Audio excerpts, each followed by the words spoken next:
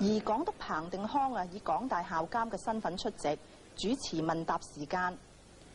不過李光耀總共只係答咗2個問題啫，其中一個問題係由港督提出㗎。港督問到英國喺過去50年撤出亞洲殖民地嘅過程當中李光耀從中係得到乜嘢嘅啟示？ On the whole, it has been a disappointing exercise. I remember as a student in Britain being taught constitutional law by a very distinguished professor who had been one of Churchill's cabinet secretaries.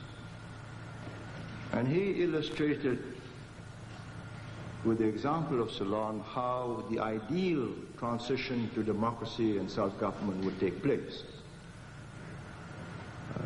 They had their first municipal elections in 1932 for mayor of Colombo and a council for Colombo. They had 2 universities. They had a thick layer of professionals and administrative officers. They had large sterling balances. So they started off with all the advantages that would ensure progress and prosperity. Of course, I was taught this in 1947 when Ceylon had just got independence. And India, of course, had just gone into turmoil with breakup of Pakistan and India. I have never believed that democracy brings progress.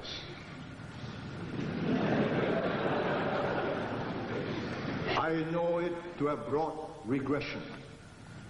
I watch it year by year, every 2 years when I meet my fellow members of the leaders of the Commonwealth. And it need not have been thus. The British never governed these countries by one man, one vote.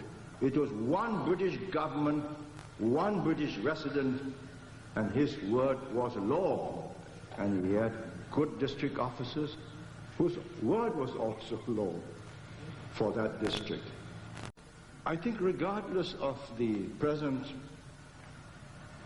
missionary zeal of the Americans of democracy and human rights, which has broken up the Soviet Union, it would be misguided to believe that what has worked in very special circumstances amongst European societies and what is barely working in Korea and Taiwan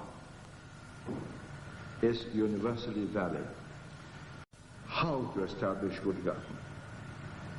Good government means a government that considers itself a trustee of the people, whether you're king, chief, or whatever.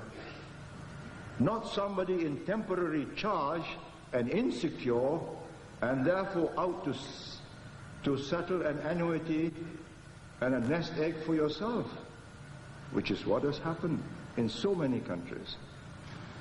So if you ask me what my thoughts on decolonization are, I think they are grim, because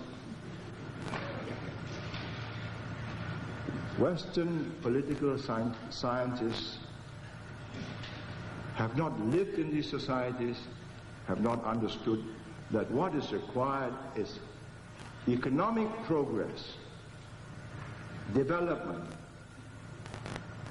and the final blossoming of a large educated middle class, which alone can sustain a democracy. When you have 60 to 70% of your population educated, knowing what will work and what will not work, then one man, one vote makes sense.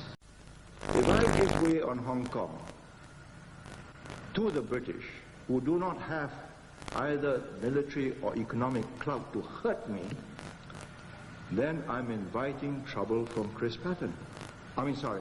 from Bill Clinton. Chris Patton can only express his exasperation, but Bill Clinton can turn MFN off